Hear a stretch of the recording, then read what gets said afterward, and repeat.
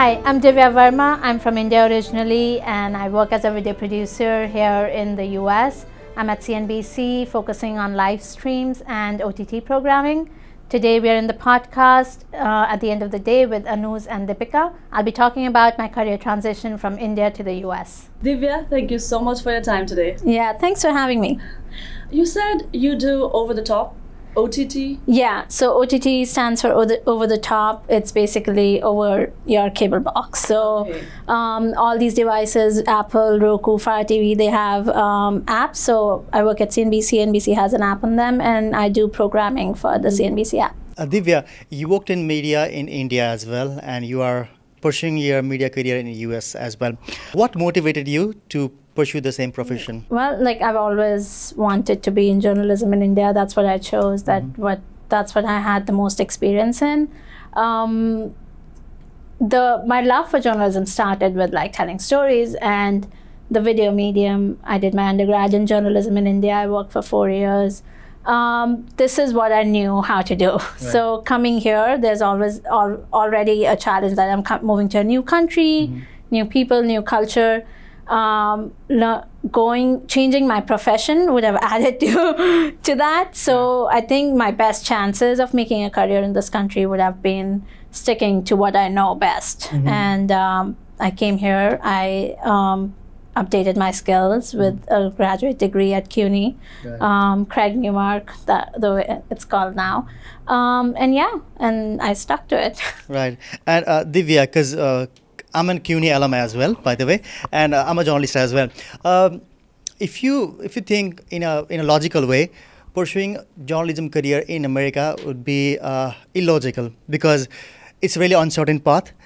A, it's uncertain path. B, there's no so much money involved in journalism, to be very honest. But you kept pushing. Yes, well, that's true for India too. Right. If I was after money, I would not have chosen journalism. Right. Not to say I don't have bills to pay. I do have bills to pay. Right. It's not a lucrative option. If you go to school, which is really expensive, there's no return on investment. True. So all of those things are there, but that's the main motivation for this field was telling stories, which was what I'm really passionate about, and thankfully I had the luxury to follow my passion here and still make money and still pay my bills. So I did that. I tried hard and I did that. Yeah. Okay. Talking about trying hard, how hard did you try? We want to hear that story. That's $1 million question. Right? Yeah, we really want to know, what helped you get your foot in the door. How did it all start? Just persistence. So I moved here with my husband in 2010. He went to graduate school here, and maybe I was naive. I thought I'll find a job. I have all this experience, but I was on a student-dependent visa, and for me to be able to work, somebody had to sponsor my work visa, which having no education here would have been really difficult. So I did try to find paid jobs, but I could not. But even before I came here, I started contacting the University of Virginia, where my husband was going for his MBA, their media department, like if I could volunteer there, if I could, because along the way I would learn something and that I won't have this gap on my resume until I find this new job. So thankfully that worked out. So I worked at the university for 2 years, unpaid, volunteered. It was a non-profit, so I was able to do that. How did you approach? What gave you that idea of approaching the media department of University of Virginia? Yeah, did you cold email or did you use some kind of connections to, the only thing I knew was that I cannot just sit at home. I have to do something. So it started, before we were moving here, it started with contacting other Darden partners, we would call them, basically spouses of students who were going for their MBA. So it was there, I met somebody online, and then I told her that I want to talk to I was telling her these are my plans, and then she mentioned she knows her neighbor is actually person working in Darden Media. So she introduced me. Interesting. Yeah, it was sheer luck, I think, but also like finding any connection I could. Right. So I spoke to him, and then he said, okay, when you move here, we'll meet. I met him, we talked, and he liked my background, and he said, yes, you could be really helpful. And then at the end of it, I think I learned a lot there, and I was able to like remain very close to the student community. I was still able to gain a lot of experience, so that was a good effort. Like effort paid off. Yeah, and you volunteered for 2 years. 2 years. That's 24 months. Almost, yeah. Almost 2 years, a little less. How long were hours? Like a 9 to 5 job, but like it wasn't like if there was no work one day, I didn't have to go and sit there. Right. But like I was given projects of talking to students, producing videos for their YouTube channel, or like working with the marketing department and producing content. So yeah, I would do that, and I got a lot of appreciation along the way. I got good recommendations out of it then I went to CUNY, so I applied for CUNY, so I got good recommendations out of it. My manager there, I'm still in touch with him. He gave me good recommendations for my future jobs, so I think I must have done something right. So you graduated from CUNY Graduate School of Journalism, and then how did your career transition? I've checked your LinkedIn profile. There were so many internships. Yeah. So when I started CUNY, one thing I knew was like, of course, I went to CUNY to update my skills, build connections. All of that was there, but also that was once I started school, that was my one opportunity to start working. So I was interning from the first semester onwards, so on CPT, which is it's like what would I call it? Like a visa that you could work on during school, but like part-time. So for internships and all. So I started because I knew that's the only way I'll build enough connections to eventually find a job. So yeah, that's why there are like a bunch of internships, because I interned in every semester throughout the school. Every semester, and you were a full-time student. Yeah, so I don't know, it was crazy. How did you manage your time? That's all I did. That's all I did. I didn't have. I obviously I found time for other stuff, but it was the one thing. The reason I was going to school was to build these connections and to update my skills, and this is what I had to do. I thought I had no choice. Like, this is what I have to do. So, what is the biggest obstacle do you think an immigrant journalist like us face here in terms of career? Okay, I think there are two, in my opinion. The first is, of course, like we don't have that kind of context about US, right? Like the history, the music they follow, their culture, the social fabric. So that to get that context, because that's your audience, so to get that context and to overcome that, that's like a steep learning curve. So I think that was one of the biggest obstacles. And then the only way you do, like, one, you have to work really hard to find out about their culture, their history, and like two, you have to right. really engage with other people to get the intricacies. Right.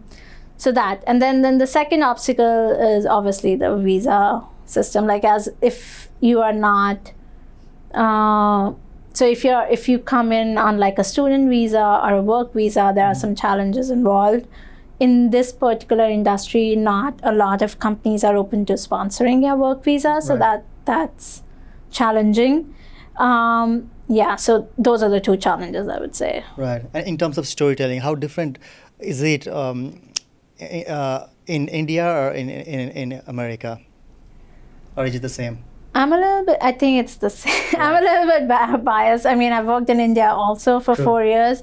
I think I worked with very talented producers and videographers and editors. We've been telling stories since prehistoric times. Right. So I think the storytelling part is the same. There's no...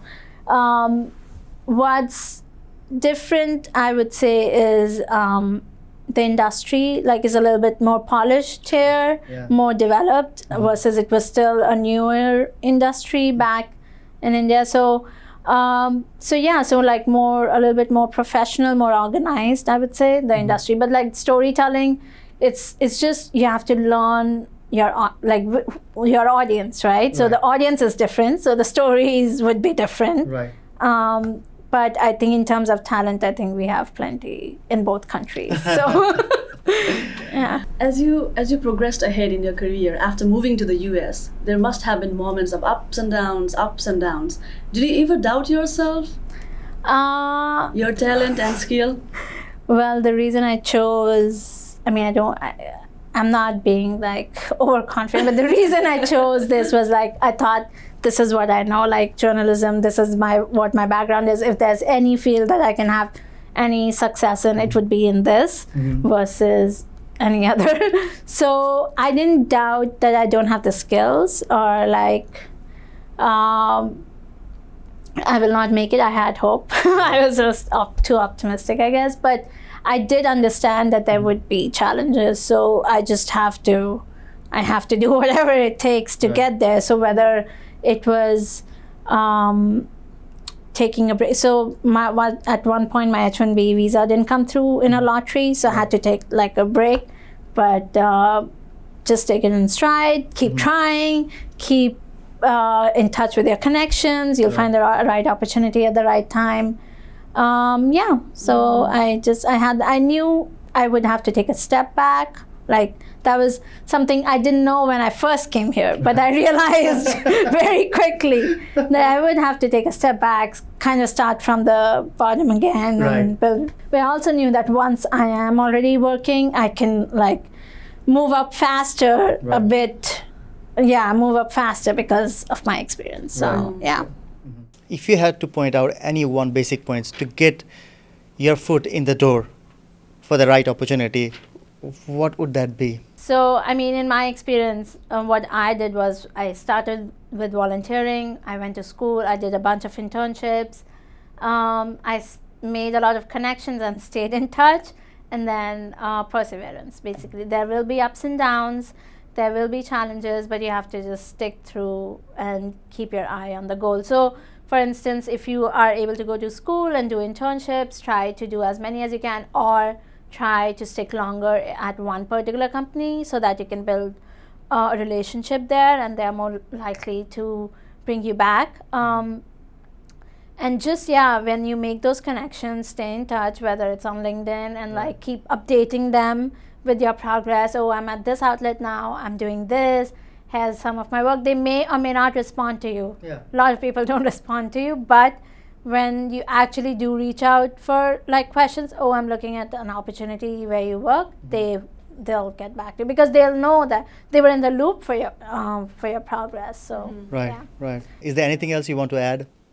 I think I mentioned it before, but the first thing which I did not expect here was that I'll have to start from the bottom.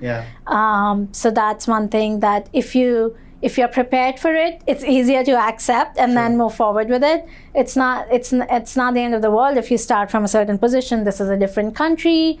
People who are born here have known how this country works for their whole life. So there is going to be a learning curve. So expect that and then try to overcome it. That would be my advice. Yeah, true. Because you were doing pretty well for yourself at NDTV, and as a South Asian, I know how popular NDTV is in South Asia. And you came here and started from the scratch, like as an intern, and you were doing you're working as an anchor in India. So that must be hard, if you think back. But you persevere. Yeah, I guess there are a lot of opportunities in this country for the talent. So.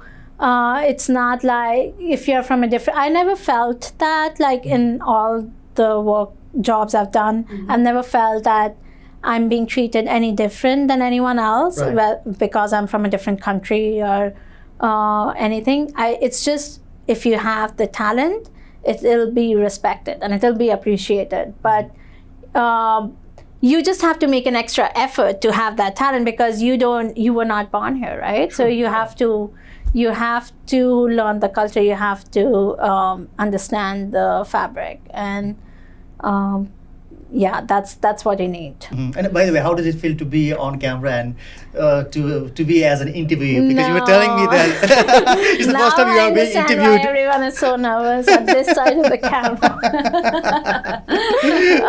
Yeah, I'm more comfortable on the other side. Okay. But it was a good experience. Yeah. Thank you so much. Talking Thank to you you. is very inspiring. Thank you so much for sharing your personal story. Thanks. Thank you. Before we wrap up, we would like to say a big thanks to ESU, English Speaking Union, ARNIC, for providing us the space to record this conversation with Divya.